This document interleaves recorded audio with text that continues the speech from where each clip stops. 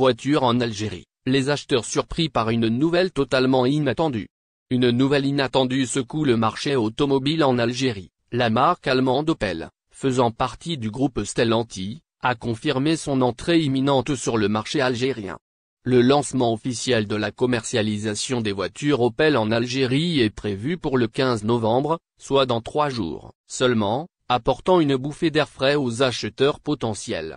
Cette annonce marque une étape significative pour les amateurs de voitures en Algérie, car Opel, réputé pour ses véhicules de qualité et son innovation, offre désormais une nouvelle option aux consommateurs. La nouvelle a pris beaucoup par surprise, ajoutant une touche d'excitation dans le secteur automobile du pays.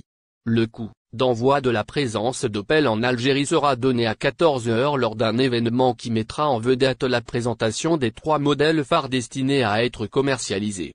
Ces modèles comprennent la Astra 1.2 PureTech BV 130 CH, la Mokka 1.2 PureTech 130 CH, et le SUV Grandland 1.6 PureTech 180 CH. Chacun de ces véhicules apporte son lot d'innovation, de performance et de design distinctif. L'arrivée d'Opel sur le marché algérien offre aux consommateurs une gamme de choix plus étendue, avec des options adaptées à différents besoins et préférences. La Astra, la Mokka et le SUV Grandland représentent une diversité de styles de vie, de la voiture compacte au SUV familial, répondant ainsi aux exigences variées des conducteurs en Algérie. Cette expansion de l'offre automobile s'inscrit dans le cadre des efforts continus visant à diversifier le marché algérien et à répondre aux attentes croissantes des consommateurs en matière de qualité, de technologie et de performance. L'industrie automobile joue un rôle crucial dans l'économie, et l'arrivée d'une marque renommée comme Opel est susceptible de dynamiser davantage ce secteur. Voiture en Algérie, Opel enflamme la toile pour rappel. L'arrivée récente de 275 véhicules Opel, dont 240 Astra, 34 Grandland et un Mokka, au port de Mostaganem a créé une vague d'anticipation parmi les passionnés d'automobile en Algérie. Des vidéos partagées sur les réseaux sociaux ont donné un aperçu excitant de ces nouvelles voitures qui préfigurent le lancement imminent de la marque allemande sur le marché algérien, aux côtés de 139 Fiat Tipo. Selon certaines sources, la commercialisation pourrait débuter dès la mi-novembre, offrant ainsi aux consommateurs algériens l'accès tant attendu à la gamme variée d'Opel.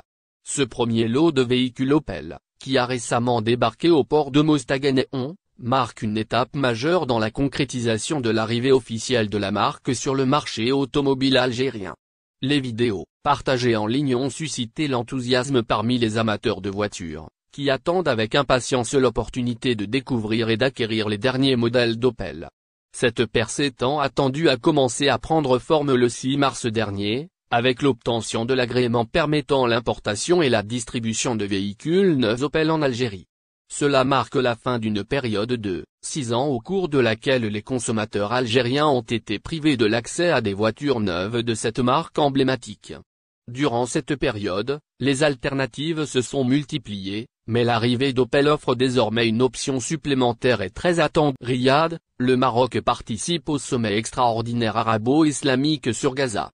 Le roi Mohamed VI est représenté à ce sommet par le chef du gouvernement, Aziz Akanouche. Ce sommet extraordinaire arabo-islamique se tient au lieu du sommet arabe d'urgence et du sommet islamique extraordinaire. Sa Majesté le roi Mohamed VI, que Dieu la cite, est représenté à ce sommet par le chef du gouvernement, Aziz Akanouche. La délégation marocaine à cette réunion de haut niveau comprend notamment le ministre des Affaires étrangères, de la coopération africaine et des Marocains résidant à l'étranger, Nassé Bourita. Ce sommet extraordinaire arabo-islamique se tient au lieu du sommet arabe d'urgence et du sommet islamique extraordinaire, qui était initialement prévu ce samedi. Font également partie de la délégation marocaine à ce sommet, l'ambassadeur du Maroc en Égypte et représentant permanent du Royaume auprès de la Ligue arabe, Ahmed Azi, l'ambassadeur du Maroc à Riyad et représentant permanent du Royaume auprès de l'Organisation de la coopération islamique, Mustapha Mansouri, et le directeur du Maghreb, du Golfe et des organisations arabes et islamiques au ministère des Affaires étrangères, de la coopération africaine et des Marocains résidant à l'étranger, Fouad Akri. Franchise Bagages d'Air Algérie. Quels sont les avantages dédiés aux employés? La compagnie aérienne nationale Air Algérie a récemment mis en œuvre des modifications significatives dans sa politique de franchise bagages, avec un accent particulier sur les avantages offerts à son personnel. Cette mise à jour fait suite à la transition récente du modèle basé sur le poids des bagages vers un modèle basé sur le nombre de pièces, entré en vigueur le 29 octobre dernier. Les employés d'Air Algérie et leurs familles bénéficieront désormais d'avantages spécifiques en matière de franchise bagages, conformément à la convention collective. L'amendement clé se trouve dans l'article 513, offrant un supplément de 10 kg de franchise aux passagers de la catégorie R par rapport à la norme établie, pour les détenteurs de billets de gratuité de passage, GP, réservés aux employés. Une tolérance supplémentaire de 10 kg par rapport à la franchise initiale du billet sera appliquée, conforme aux dispositions de la convention collective. Cette démarche s'inscrit dans la volonté d'Air Algérie de garantir des conditions avantageuses à son personnel tout en restant en conformité avec les normes de l'industrie aérienne. Les billets réservés aux employés d'Air Algérie propose une gamme variée de billets réservés à son personnel, communément appelés gratuité passage. Ces billets sont assortis d'avantages spécifiques, mais ils exigent également le respect de conditions particulières pour les employés qui souhaitent les utiliser. Le premier type de billet, le GPR1, permet aux employés de réserver un vol en ne payant que les taxes de carburant. Bien que ce billet n'assure pas une réservation spécifique, chaque employé a droit à 3 billets de ce type par an. Il s'agit d'une option économique, bien que la disponibilité des sièges ne soit garantie qu'à la fin de l'enregistrement. Le GPR2, deuxième type de billet, requiert un paiement de 30% du prix total du billet. En échange, il offre une réservation garantie, assurant une place spécifique à bord de l'avion. Les employés peuvent prétendre à 3 billets GPR2 chaque année, offrant une flexibilité accrue tout en maintenant un coût abordable.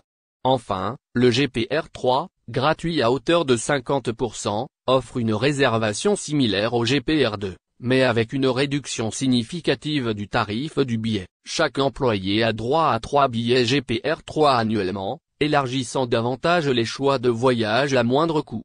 Les personnels navigants bénéficient quant à eux de billets RN entièrement gratuits. Cependant, lorsqu'ils voyagent en tant que passagers, ils doivent suivre une procédure particulière pour obtenir un siège réservé, témoignant de la volonté d'Air Algérie de soutenir son personnel dans ses déplacements.